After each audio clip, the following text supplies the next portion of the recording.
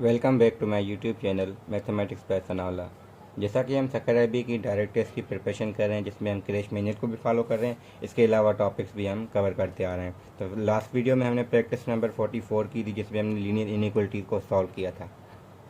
आज का जो हमारा वीडियो है वो प्रैक्टिस नंबर 45 पे है। और प्रैक्टिस 45 में क्या है, हमारे पास के वही चीज़ें हैं जो हम पहले पढ़ चुके हैं, तो उनको सिर्फ यूज़ करना है। कहीं पे लीनियर इक्वेशंस हैं, कहीं पे हम कुछ जो चीज़ें करेंगे हम वो देखते आ रहे हैं। क्वेश्चन नंबर 1 हमारे पास गिवन ये है कि आपके पास write a mathematical equation of a product of 3 and x is equal to 2 less than y। अब हम कहेंगे कैसे, अगर इसको लिखना है हमें, तो हम कहेंगे प्रोडक्ट ऑफ 3 और x। इस x और 3 की प्रोडक्ट हम ऐसे लिखते हैं, इज इक्वल टू कितना, 2 लेस देन y। अगर y से वो 2 कम है तो हम y में अगर वो 2 ऐड करेंगे तो दोनों इक्वल हो जाएंगे, क्योंकि ये जो प्रोडक्ट ऑफ 3 एंड x है ये y से 2 कम था। अगर ये 2 कम था तो अगर 2 हम y को देंगे तो दोनों इक्वल हो जाएंगे। तो हमारी ये इक्वेशन सिर्फ हमें लिखनी थी, ना कि सॉल्व करनी है, क्योंकि दो वेरिएबल में एक इक्वेशन कभी सॉल्व नहीं हो सकती, हमने सिर्फ इसको लिख सकते हैं। सिमिलरली क्वेश्चन नंबर 2 है, उसमें हमें लीनियर इक्वेशन दी गई जिसको हमें सॉल्व करना है। तो क्वेश्चन नंबर 2 में हमें ये इक्वेशन गिवन है, हमें इसको सिर्फ सिंप्लीफाई करना है, यानी सिंप्लीफाई करके फिर सॉल्व करना होगा। अब x यहाँ दो जगह पे, पहले हम इसको थोड़ा सिंप्लीफाई करने के लिए मल्टीप्लाई करेंगे तो 1/2x वैसे ही रहेगा। 3 को अगर मल्टीप्लाई करें 3x माइनस का 6 हो जाएगा, और 2 को दोनों के साथ मल्टीप्लाई करें तो 2x प्लस 2 प्लस का 1।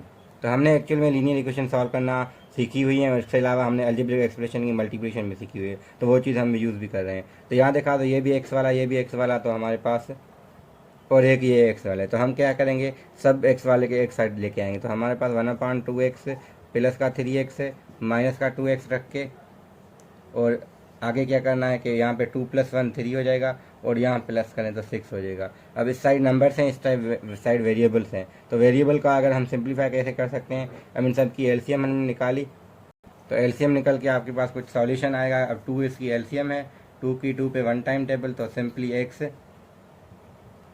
और इसके अलावा 2 पे 1 की टेबल 1 टाइम और 2 टाइम, तो 2x 2 3 6x हो जाएगा, और माइनस का 4x होगा इक्वल टू 9।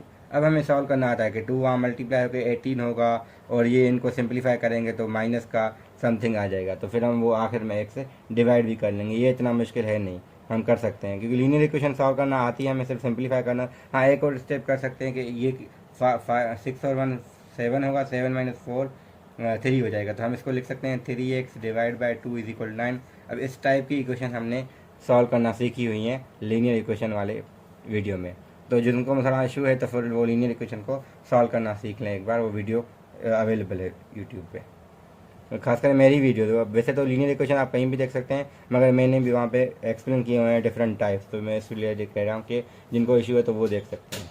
अब हम क्वेश्चन की बात करें, क्वेश्चन 3 में कह रहे हैं for R real number this is true. अगर ये ट्रू है तो फिर यहाँ से सिर्फ हमें लीनियर इक्वेशन सॉल्व करनी है। अब जो भी इक्वेशन बनेगी वो लीनियर इक्वेशन के टर्म्स में बनेगी। हाँ, ये है कि कुछ में फ्रैक्शन बनेगा, कुछ में ऐसे ही होगा, वो हम देखेंगे। एक टाइप ये हम कर लेते हैं, फिर जो आगे चीज़ें होंगी उनको हम डिस्कस कर लेंगे कि इनको डील कैसे किया जाए। एक तरीका सिंपल वे है कि हम लीनियर इक्वेशन को सॉल्व करते हैं, एक ट्रिक भी है, तो फिर हम उस पर भी आएंगे।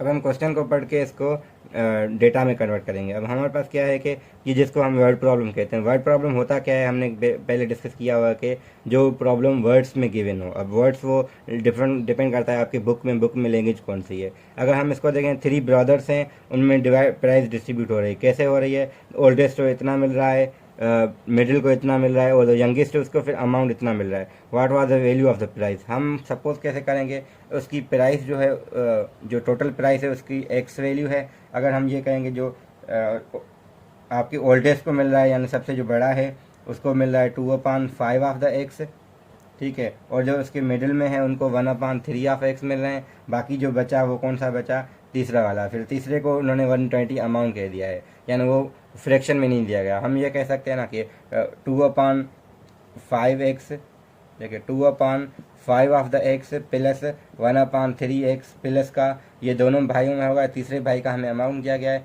ये इज इक्वल टू एक्स हम लिख के आगे सॉल्व कर सकते हैं। ये इतना मुश्किल नहीं है। मेन क्या था, इक्वेशन बनाना। ये फर्स्ट को मिली है, ये मिडिल वाले को मिली, ये थर्ड को मिली है, टोटल मिला के एक्स अमाउंट था ये तीनों में जो डिस्ट्रीब्यूट हुआ था। ठीक है। तो हम एलसीएम निकाल के 5 और 3 की 15 आ जाएगी, आगे सिंप्लीफाई करेंगे। हाँ ये तरीका अच्छा है, जैसे हम 120 को उस साइड लेके जाएं या इन दोनों को उस साइड लेके जाएं, हमें 120 is equal to x minus का 2/5 माइनस का 1/3। ये करने से फ़ायदा क्या होगा, एक्स हम एक साइड लेके आए हैं, अब इनको एक्स के लिए एलसीएम के लिए हमारे पास क्या होगा, हम अलग से एलसीएम निकाल के एक्स की वैल्यू निकाल सकते हैं इजीली। तो एक्स की वैल्यू समथिंग आ जाएगी, एलसीएम 15 आएगी, और सिंप्लीफाई करना हमें ये आता है। पहले भाई एक साइड यहाँ पे करना है, वो जैसे हमने क्वेश्चन 3 को किया। इसका मेन गिव अवे क्या था क्वेश्चन का, हमें क्या समझना था कि हम कन्वर्ट कैसे करें, तो वो कन्वर्ट हमने कर दिया है। अब क्वेश्चन नंबर 5 पे आते हैं। अब ऐसे क्वेश्चन हमें क्या करना होगा, इसमें कह रहे हैं find B in terms of A C. In terms का मतलब क्या होता है कि जिसके लिए कहेगा उसको हम एक साइड रखेंगे, जिनके टर्म्स में कहेगा हम दूसरी साइड वो लेके जाएंगे। तो यहाँ पे क्या है, B in terms of A सी कह रहे हैं, कह रहे हैं B in terms of A सी।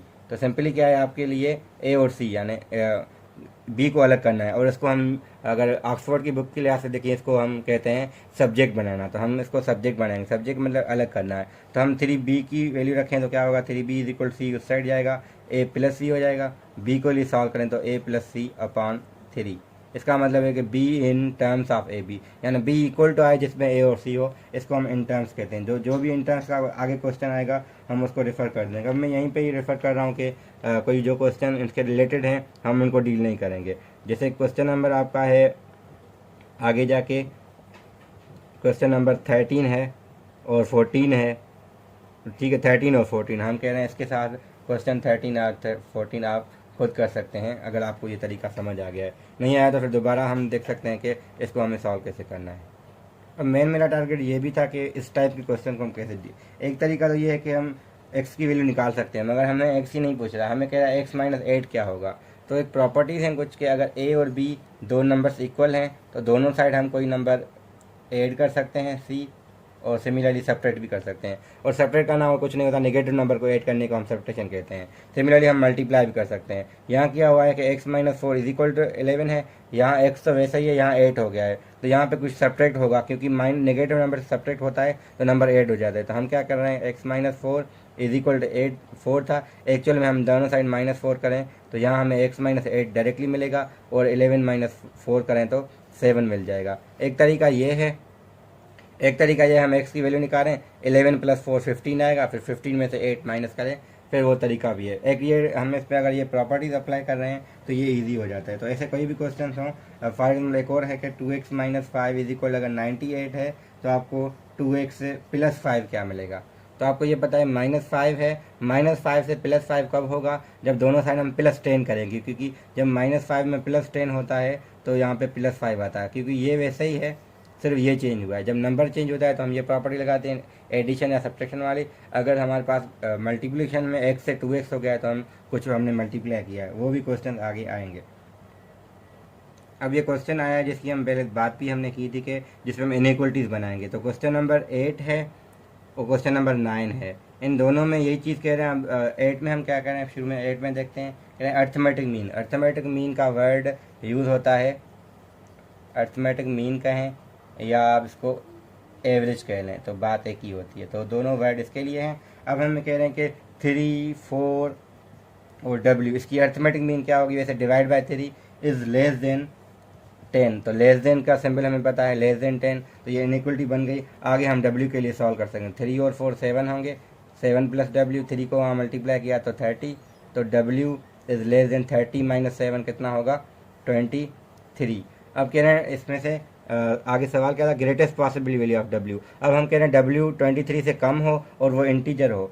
सबसे बड़ा नंबर कौन सा होगा, देखिए इससे 23 से कम 22 21 20 एंड सो ऑन पीछे होंगे नंबर, मगर जो सबसे बड़ा नंबर होगा वो 22 होगा, जिसको हम ग्रेटेस्ट कहेंगे।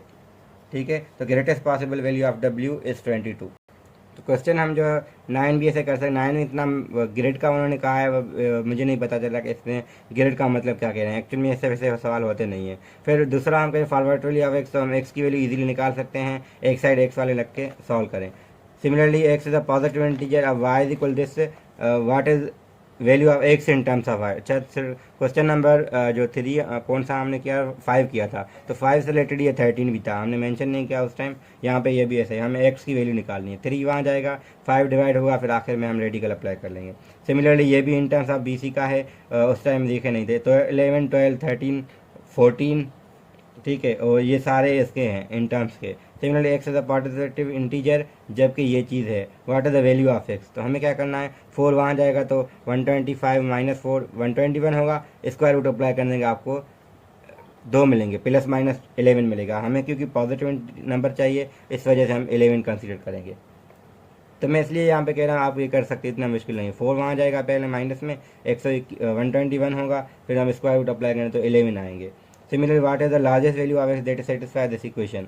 अब हम क्या करेंगे, एक्स की यहाँ से 2 वैल्यूज आएंगी, हमने क्वाड्रेटिक इक्वेशन की हुई हैं, अगर किसी को मसला है तो वो जाके देख सकता है। हम यहाँ पे तो और आसान होता है, हम जब हम नंबर यहाँ पे नहीं होता तो हम क्या करते हैं, simply 2x square minus 3x equal to 0 है, तो हम डायरेक्टली x कॉमन ले लेते हैं, तो क्या होगा 2x minus 3 is equal to 0, तो एक x इज इक्वल टू 0 मिलेगा, x इज इक्वल 3/2 मिलेगा। यहाँ पे कहें what is the value of largest value of x।